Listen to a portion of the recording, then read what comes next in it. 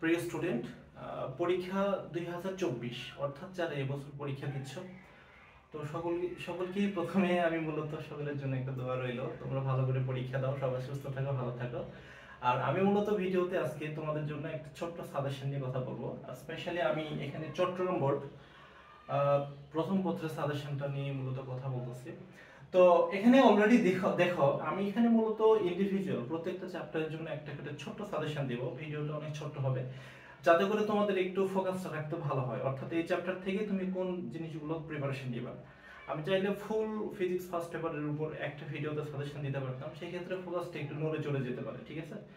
এই জন্যই মূলত হচ্ছে সাজেশনটা তৈরি করা। তো অলরেডি তোমরা এখানে দেখতেছো আমি প্রথম চ্যাপ্টারটা অর্থাৎ প্রথম পত্র থেকে প্রথম চ্যাপ্টার দ্বিতীয় চ্যাপ্টার অর্থাৎ ভেক্টর, সেখান থেকে মূলত সৃজনশীল বিশ্লেষণ করছি। তোমরা চাইলে এই ভিডিওটা পজ করে পরবর্তীতে খাতায় তুলে নিতে পারবা মূলত। তো এখানে সৃজনশীল দেখো বিশ্লেষণ করা আছে অর্থাৎ ভেক্টর থেকে।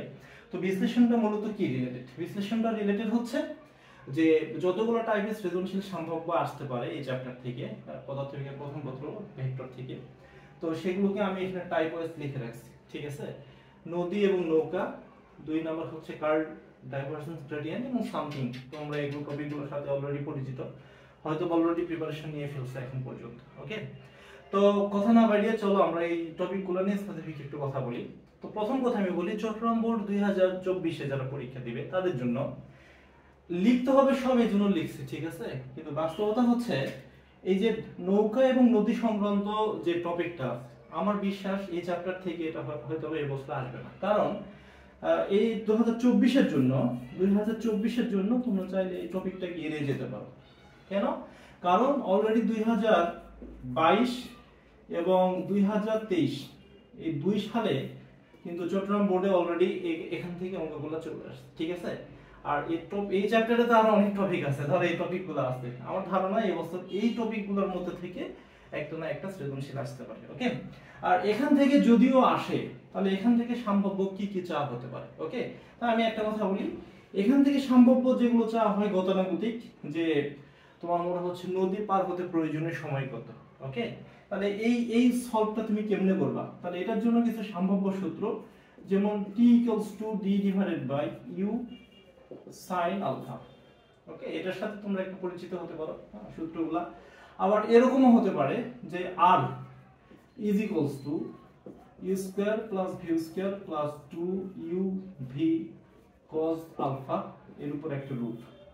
এখান দ্বারাও কিন্তু লব্ধি বেগের মান বের করা যায়, অর্থাৎ চূড়ান্ত যদি কোশ্চেনে চাওয়া হয় যে কত বেগে নৌকাটি ওই পাশে যাবে, ঠিক আছে? সেই ক্ষেত্রে লব্ধি বেগটা মানে r এর মানটাই হচ্ছে সেই কত বেগে ওই পাশে যাবে সেই মানটা। হ্যাঁ, অথবা যদি আরেকটা টপিক যে কত কোণে নদী পার হতে হবে, সেই ক্ষেত্রে কিন্তু একটা সূত্র আছে আমাদের। সূত্রটা হচ্ছে θ = tan ইনভার্স, এটা হবে v sin alpha / u + v cos alpha. এই ফর্মুলাটা, হ্যাঁ, এখানে মনে রাখতে হবে v যেটা উপরে দেখতেছো সেটা কিন্তু অলরেডি হচ্ছে যে আমাদের নৌকা আছে, এই নৌকার কিন্তু বেগ। আর u যেটা দেখতেছো এটা হচ্ছে মূলত যে নদী আছে সেই নদীর মূলত বেগ। হ্যাঁ, ওকে, এই টপিকটাকে আমি একটু গুরুত্ব কম দিলাম কারণ এই টপিক থেকে কোশ্চেন না আসতে পারে 24-এ, ঠিক আছে কিনা, এই জন্য আর কি। ওকে, এখন গুরুত্বের বিষয় হচ্ছে এই টপিক হচ্ছে 2, এটা খুবই গুরুত্বপূর্ণ। অর্থাৎ 2024 সালে এবার যারা পরীক্ষা দিবে তাদের জন্য আমার বিশ্বাস এখান থেকে কোশ্চেন আসবে, অথবা ছাতা থেকে আসবে, অবস্থান ভেক্টর থেকে আসবে, যে কোনো একটা টপিক থেকে আসতে পারে। তবে এই টপিক থেকে আসার সম্ভাবনা ব্যাপক, ঠিক আছে? তো এই টপিক থেকে আসলে মূলত কি কি চাইতে পারে। ওকে, তো আমি মূলত একটা কথা বলি, এই হিসাবটা সুবিধার জন্য আমি এগুলো একটু মুছে দিচ্ছি, ঠিক আছে? যাতে করে আমরা এখান থেকে একটু ডিসকাস করতে পারি কি কি আসতে পারে। তো প্রথম কথা হচ্ছে এই কার্ল ডাইভারজেন্স গ্রেডিয়েন্ট থেকে এখানে প্রশ্ন করানোর সম্ভাবনা খুবই কম। তারপর হিসাবে সুবিধার জন্য আমি এগুলো একটু মুছে দিচ্ছি, ঠিক আছে কিনা? কারণ এখান থেকে একটু লেখালেখি করবো, তো তাহলে এগুলো একটু মুছে দিলাম। হ্যাঁ, এখন যদি এখান থেকে যাওয়া হয় অর্থাৎ ডাইভারজেন্স গ্রেডিয়েন্ট কার্ল থেকে, তো এখান থেকে তোমাকে কিছু প্রয়োজনীয় সূত্র মনে রাখতে হবে। প্রথম সূত্র যেটা সেটা হচ্ছে ডেল্টা। ওকে, তাহলে ডেল্টা সমান আমরা কি জানি, D dx of i plus D dy of j plus D dz of K. এই বেসিক জিনিসটা জানতে হবে। তারপরে এক নম্বরে কার্ল চাওয়া হচ্ছে মনে করো। ওকে, তাহলে CURL curl of a vector, কোন একটা ভেক্টর ফিল্ডের কার্ল বলতে কি বোঝায়? ওকে, সেই মানটা, অর্থাৎ কার্ল বলতে বোঝায় ডেল ক্রস ভি, ওই যে ডেল্টা এবং ভেক্টর যেটা ফিল্ড অঙ্গে দেওয়া থাকবে অলরেডি তার কার্লের মান। তাহলে এখন দেখো এখানে ডেল জিনিসটা কি, ডেল জিনিসটা হচ্ছে আমি অলরেডি লিখে রাখছি যে এটা হচ্ছে পার্শিয়াল ডিফারেনশিয়াল ইকুয়েশনের জন্য একটা অপারেটর। তো এখন যদি কোনো ভেক্টর ক্ষেত্রে কার্ল চাওয়া হয় তুমি কি করবা? কার্ল চাওয়া হলে তোমাকে যে কাজটা করতে হবে সেটা হচ্ছে এই কার্লের মানটা এখানে বসায় দিতে হবে। হ্যাঁ, তো আমরা এটা কিন্তু অলরেডি জানি যে তুমি কি করবা, শুধু শুধু ভিডিওটা লেন্দি করবো না, বলে দিলাম না। যদি 2 নম্বর ডাইভারজেন্স চাওয়া হয় কি করবা? হ্যাঁ, divergence of a vector field, কি লিখে নেই,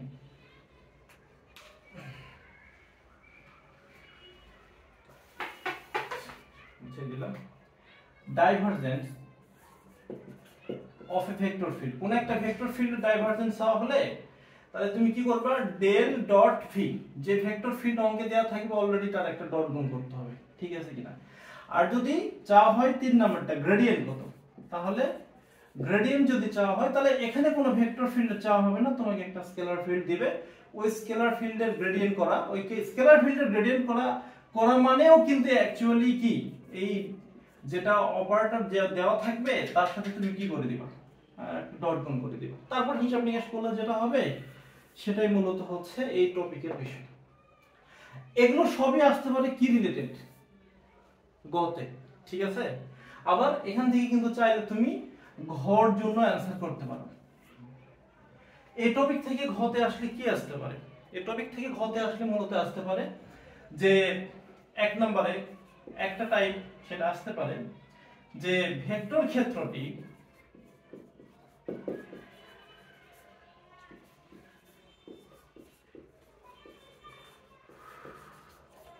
ঘূর্ণনশীল কি না। যদি এরকম উত্তর চাওয়া হয় ঘূর্ণনশীল কি না, তাহলে आंसर হচ্ছে ওই ভেক্টর ক্ষেত্রের কার্ল বের করতে হবে, ভেক্টরের কার্ল বের করতে হবে, কার্ল বের করে দেখতে হবে মানটা শূন্য আসে নাকি হচ্ছে অশূন্য আসে। হ্যাঁ, তাহলে দুটো মানই আসতে পারে, কার্ল অফ ভেক্টর ফিল্ড অশূন্য আসতে পারে এবং শূন্য আসতে পারে। মজার বিষয় হচ্ছে এই কার্ল শব্দের অর্থই হচ্ছে ঘূর্ণনশীল। ওকে, তার মানে শূন্য আসলে অবশ্যই ঘূর্ণনশীল না, মানে অঘূর্ণনশীল, ঠিক আছে কিনা। তার মানে তুমি কি করবা, এই ঘূর্ণনশীল অঘূর্ণনশীল বিষয় চাইলে এই কন্ডিশনটা মাথায় রাখবা, মানে ভেক্টরটা কার্ল করবে, কার্ল করে মানটা শূন্য আসে কিনা দেখতে হবে, আর যদি শূন্য না আসে তাহলে তো অঘূর্ণনশীল হয়ে যাবে, ঠিক আছে। অর্থাৎ ঘূর্ণনশীল হতে গেলে আমাকে যে কাজটা করতে হবে এই মানটা দেখতে হবে যে অশূন্য আসে কিনা, অশূন্য আসলে ঘূর্ণনশীল, আর যদি শূন্য চলে আসে তাহলে কি হবে, অঘূর্ণনশীল। এই টপিকটা একটু মাথায় রাখতে হবে, ঠিক আছে কিনা। তাহলে এখান থেকে গেল দুইটা। আর যদি গ্রেডিয়েন্ট দেই তাহলে তো কোনো কথাই নাই, গ্রেডিয়েন্টের যে মানটা ডট গুণ করলে কাজটা শেষ, ঠিক আছে। আবার একই সাথে দেখো ছাতা এবং বৃষ্টি সংক্রান্ত সমস্যা, আশা করি যেহেতু সাজেশন, হ্যাঁ আমি কিন্তু এখানে বিস্তারিত দিচ্ছি না, তবে তুমি মনে রাখো এই টপিকগুলো আসতে পারে, এই টপিকগুলো আসতে পারে কার্ল থেকে। আর যদি এখান থেকে আরেকটা ঘ আসে, মানে আমি কিন্তু এটা লিখছি স্পেশালি কিসের জন্য, ঘ নাম্বারের জন্য, ঠিক আছে কিনা। এখন যদি আরেকটা ঘ আসে সেই ঘটা কি রকম হতে পারে, যে এই টপিক থেকে এটার জন্য একটু মুছে দিতে হবে, ঠিক আছে কিনা। আচ্ছা মুছে না দিয়ে করি, এখান থেকে যদি ঘ আসে তার একটা ঘ আসতে পারে এই টপিক থেকে, যে এ যে কোনো একটা ভেক্টর দিল, মনে করো 2xyi প্লাস 3yz, এটা একটা ভেক্টর দেওয়া থাকলো মনে করো। হ্যাঁ, তাহলে এই ভেক্টরের একটা ভেক্টর ক্ষেত্র তোমাকে এখন বলবে যে এখান থেকে কি বের করতে হবে, ভেক্টর ক্ষেত্রটা সংরক্ষণশীল বা অসংরক্ষণশীল কি না। এটা মূলত ও নম্বরে কি চাইতে পারে, আরেকটা চাইতে পারে। ওকে,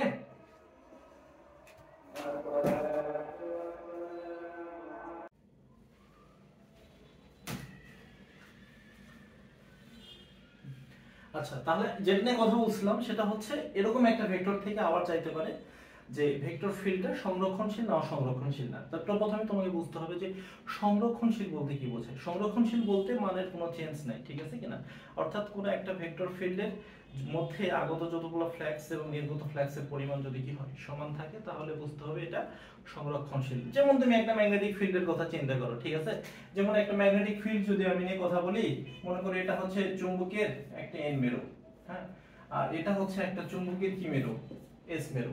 এখন তুমি যদি মাঝখানের এই যে এখানে যে ফিল্ড আছে এই ফিল্ডে চিন্তা করো, তাহলে এন থেকে মনে করো তোমার দুইটা চুম্বক বলরেখা এই ফিল্ডের মধ্যে ঢুকছে, ঠিক আছে, আবার কিন্তু এস এ যেতে গেলে ওকে দুইটা বলরেখা কিন্তু বের হয়ে এস এ চলে যাবে।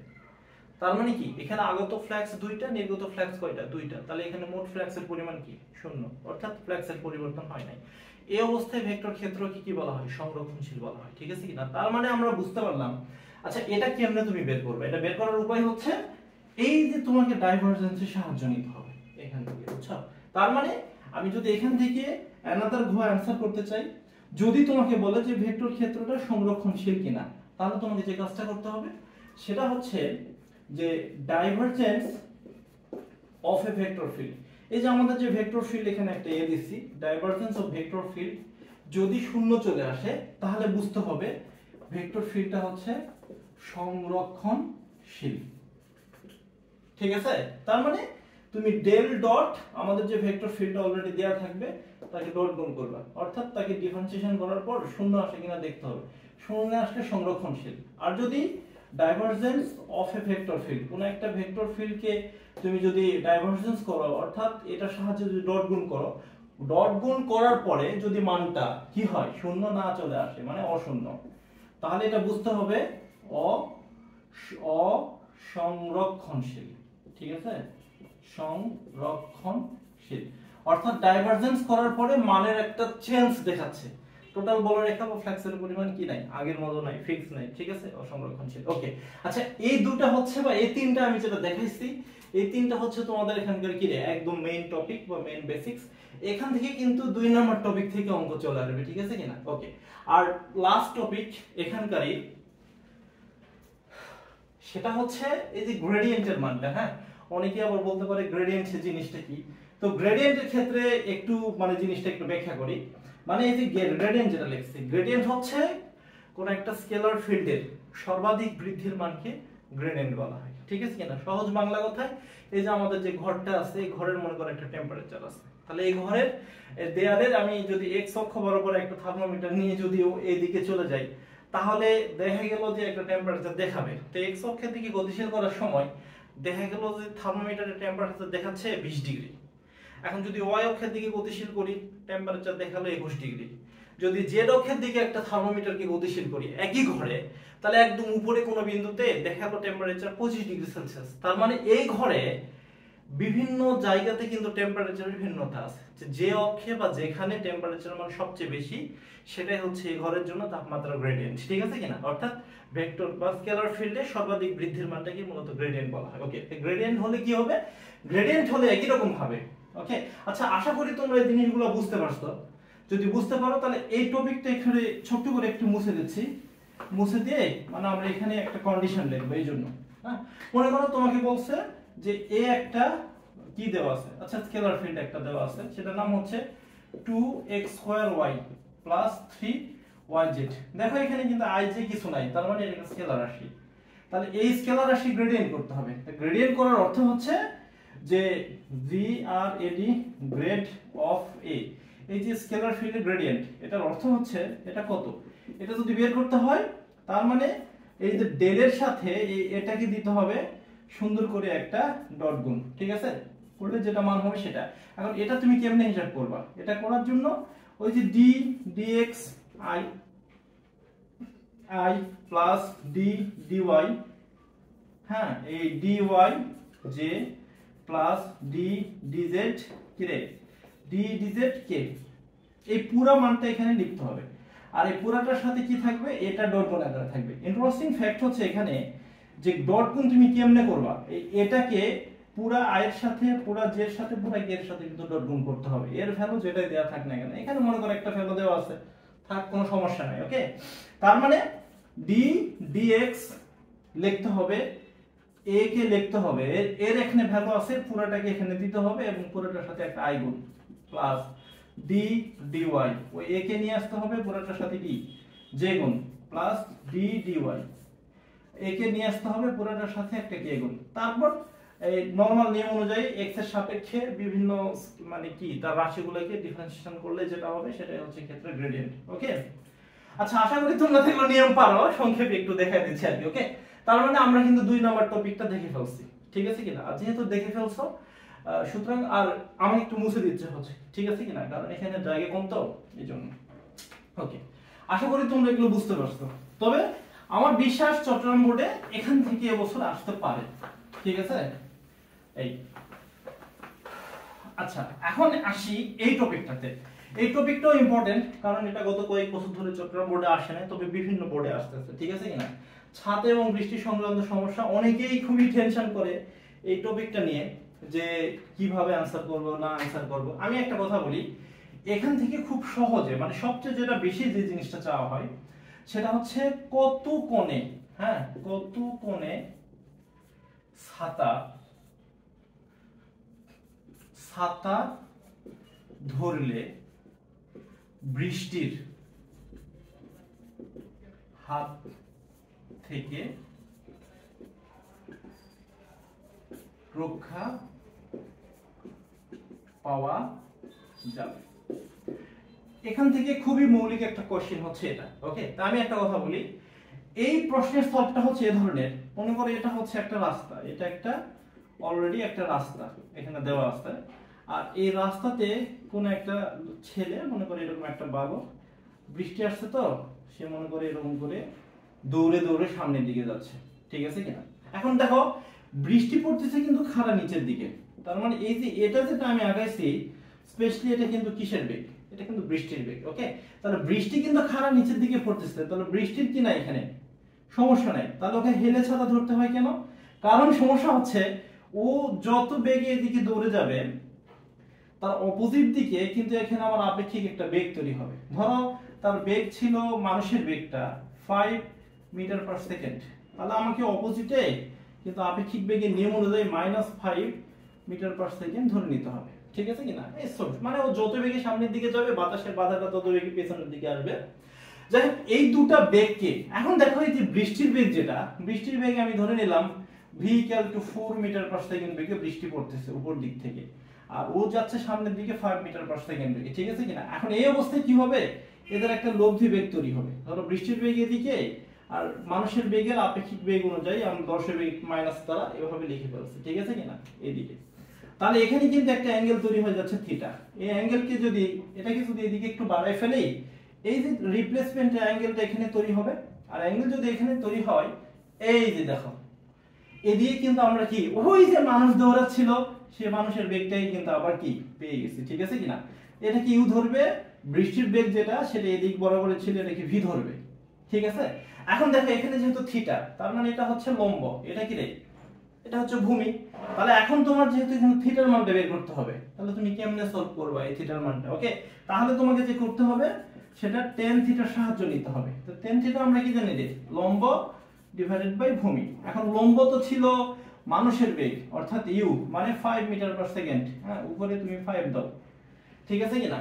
মানুষের বেগটা ছিল। আর বৃষ্টির বেগ, তুমি এখানে বৃষ্টির বেগ তুমি যে কোনো একটা মান দিতে পারো, কোনো সমস্যা নেই। ধরো এখানে বৃষ্টির বেগ আমি দিলাম হচ্ছে 6 মিটার পার সেকেন্ড। ওকে, তার মানে এখানে 6 মিটার পার সেকেন্ড বৃষ্টির বেগটা দিয়ে দাও, এখানে 5 মিটার পার সেকেন্ড তো আগে থেকে ছিল। তাহলে এটা হচ্ছে কিসের মান, tan থিটার মান। এখন এখান থেকে অটোমেটিক কিন্তু থিটার মানটা চলে আসে, tan ইনভার্স 5 ডিভাইডেড বাই 6 করলে যেটা আসবে সেটাই কিন্তু কোণ। এখন এটা কোন কোণ, এটা কিন্তু উলম্ব ছিল মনে আছে, তাহলে উলম্বের সাথে যে কোণটা এটা কিন্তু আসতেছে। যদি পরীক্ষায় বলে যে অনুভূমিকের সাথে কত ডিগ্রি কোণে ছাতা ধরতে হবে, সেই ক্ষেত্রে এই কোণটা মনে করো 90 ডিগ্রি, হ্যাঁ এখানে।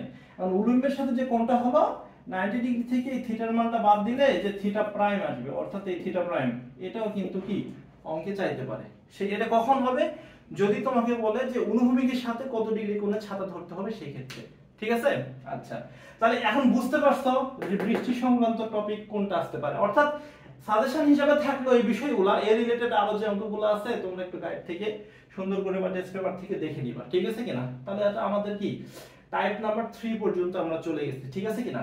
ওকে, টাইপ নাম্বার 4 অবস্থান ভেক্টর, এবং এখান থেকে কিছু অঙ্ক খুবই ইম্পর্টেন্ট এই বছরের জন্য, আমার বিশ্বাস পরীক্ষায় চলে আসতে পারে। তা আমরা একটু আলোচনা করি যে অবস্থান ভেক্টর থেকে কি কি টাইপের অঙ্কগুলো আসতে পারে। ওকে, তো অবস্থান ভেক্টর জিনিসটা হচ্ছে কি, অবস্থান ভেক্টর মানে তোমার ত্রিমাত্রিক স্থানাঙ্ক ব্যবস্থায় কিছু কোঅর্ডিনেটের মান অঙ্কে দেওয়া থাকবে, ওই কোঅর্ডিনেট দ্বারা তোমাকে একটা ভেক্টর তৈরি করতে হবে। এখন ওই ভেক্টর থেকে অনেক রকম প্রশ্ন চাইতে পারে। ঠিক আছে কিনা? তো একটা সাধারণ একটা অঙ্ক দেখি। হ্যাঁ, মনে করে এটা x অক্ষ, এটা y অক্ষ, আর এই দিকে এটা হচ্ছে z অক্ষ। তাহলে অবস্থান ভেক্টর বলতে ধরো তোমার এখানে একটা পয়েন্ট দিবে, তাহলে এই পয়েন্টের নাম ধরো p পয়েন্ট, আর এখানে একটা পয়েন্ট দিল, হ্যাঁ, এই পয়েন্টের নাম ধরে নিলাম হচ্ছে q পয়েন্ট। এখানে একটা বিন্দু দিল 2 3 -4, আর এখানে একটা বিন্দু দিল 3 3 -6। ধরো এখানে দুইটা পয়েন্ট দিয়ে দিয়েছে। হ্যাঁ, এখন আর এটা তো আমাদের মূল বিন্দু, আমরা সবাই এটা জানি, x y এবং z সবার জন্য এটা হচ্ছে মূল বিন্দু, মানে ও বিন্দুটা হচ্ছে মূল বিন্দু।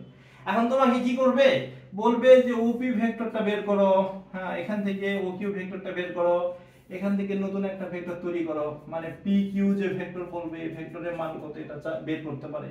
এই ত্রিভুজটা, হ্যাঁ, সমকোণী কিনা এটা চাইতে পারে। তারপরে এই ভেক্টর এবং এই ভেক্টর, অর্থাৎ OP ভেক্টর OQ ভেক্টর, হ্যাঁ, এদের মধ্যবর্তী কোণ কত এটা চাইতে পারে। ওকে, মানে অনেক রকম কিছু চাইতে পারে। ঠিক আছে কিনা? তাহলে এখানে তোমাকে কি কি করতে হবে, প্রথমত যে পয়েন্টগুলো দেয়া আছে এখান থেকে p ভেক্টরটা তৈরি করতে হবে। ঠিক আছে কিনা? যেমন 2i + 3j - 4k এই ভেক্টর একটা তৈরি করতে হবে। এখান থেকে একই অবস্থা q এর জন্য একটা ভেক্টর তৈরি করতে হবে, তার নাম হচ্ছে 3i + 3j - কি 6k। এখন এই ভেক্টরগুলো দিয়ে যদি মধ্যবর্তী কোণ চাই, হ্যাঁ, তাহলে তুমি কি করবা, a.b = ab cos θ ছিল, মনে আছে? এই ফর্মুলা দ্বারা মধ্যবর্তী কোণ বের করবে। যদি তোমার চাই এই কোণটা 90 ডিগ্রি কিনা দেখাও, অর্থাৎ এটা সাধারণত এগুলো ঘন নাম্বারের জন্য চাই যে এটা একটা সমকোণী ত্রিভুজ গঠন করবে কিনা, বা অ্যাকচুয়ালি ত্রিভুজ গঠন করবে কি না। ওকে, এগুলো যদি চাই তাহলে সেই ক্ষেত্রে কি হবে, সেই ক্ষেত্রে তোমাকে এটার মান বের করতে হবে, এটার মান বের করতে হবে, এটার মান বের করতে হবে, এবং এই ক্ষেত্রে আমাদের যে পিথাগোরাস ফর্মুলা আছে সেটা ইউজ করে দেখতে হবে যে তারা সমকোণী ত্রিভুজের শর্তগুলো কি পূরণ করে কিনা, সামথিং। তো এই জিনিসগুলো এবং এর রিলেটেড আরো অনেক টাইপসের অঙ্ক আছে। ঠিক আছে, সব আলোচনা করে এখানে সম্ভব না সাজেশন ভিডিওতে। তো আশা করি তোমরা বুঝতে পারছো অবস্থান ভেক্টর থেকে কোন কোন টাইপের অঙ্কগুলো আসতে পারে। ঠিক আছে, তো কাইন্ডলি তোমাদের প্রিপারেশনের জন্য তোমরা একটু দেখে নিবা। ওকে, এখন আসে একদম ইনিশিয়াল অবস্থায়, অর্থাৎ ভেক্টর যখন তোমরা নতুন নতুন শিখতেছিলা সেই অবস্থায় কিন্তু দেখো ভেক্টরের ডট গুণ, ক্রস গুণ, লম্ব অভিক্ষেপ এই সংক্রান্ত জিনিসগুলো তোমরা অলরেডি করছো। তো এই ধরনের জিনিসগুলোও কিন্তু এবার পরীক্ষায় আসতে পারে। তো আমি সংক্ষেপে এই জিনিসগুলোর জন্য জাস্ট একটু ছোট ছোট সূত্র লিখে দেই। তো ডট গুণের জন্য a.b = ab cos θ, এটা হচ্ছে আমাদের বেসিক সূত্র। ওকে, আবার ডট গুণের জন্য কিন্তু আলাদা বেসিক সূত্র আছে। ঠিক আছে কিনা?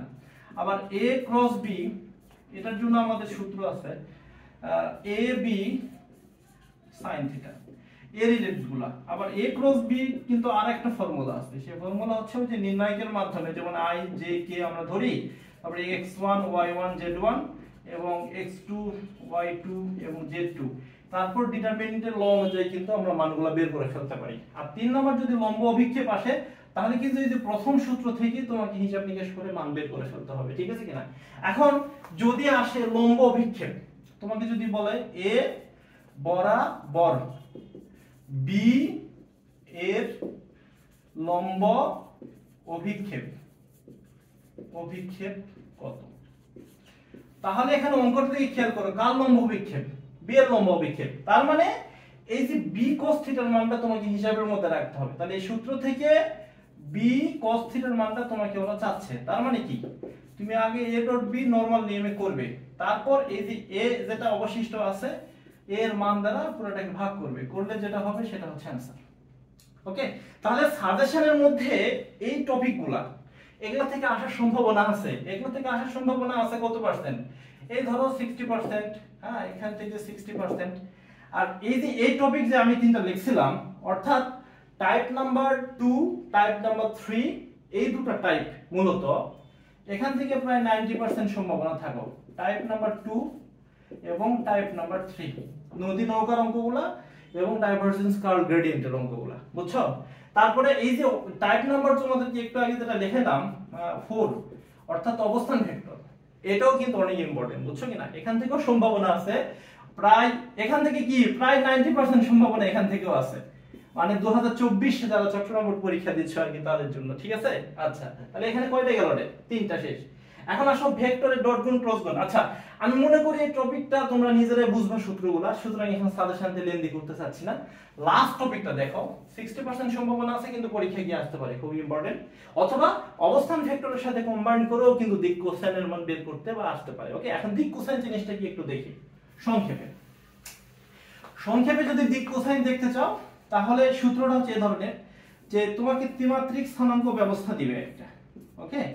তারপর তোমাকে মনে করে এখানে একটা পয়েন্ট দিছে, তাহলে পয়েন্ট দিয়ে ধরো এখানে পি একটা পয়েন্ট 2 3 4 4, এখানে তোমাকে একটা ভেক্টর দিল, এটা একটা মনে করো ভেক্টর। এখন এই ভেক্টর থেকে তোমাকে বলবে যে এই ভেক্টরটা, এই যে আমাদের x অক্ষ y অক্ষ আর এটা কি রে, এটা হচ্ছে z অক্ষ, তাহলে এই ভেক্টরটা x অক্ষের সাথে কত ডিগ্রি কোণ তৈরি করে? Theta x। এই থিটা x টা হচ্ছে x অক্ষের জন্য দিক কোসাইনের মান, ঠিক আছে কিনা? মানে মধ্যবর্তী কোণ, কোন একটা ভেক্টর কোন একটা অক্ষের সাথে যে কোণগুলো তৈরি করবে সেটা মূলত চাওয়া হচ্ছে। আবার একই রকম ভাবে y অক্ষের সাথে উৎপন্ন কোণ এটা চাইতে পারে, z অক্ষের সাথে উৎপন্ন কোণ তাও কিন্তু কি চাইতে পারে।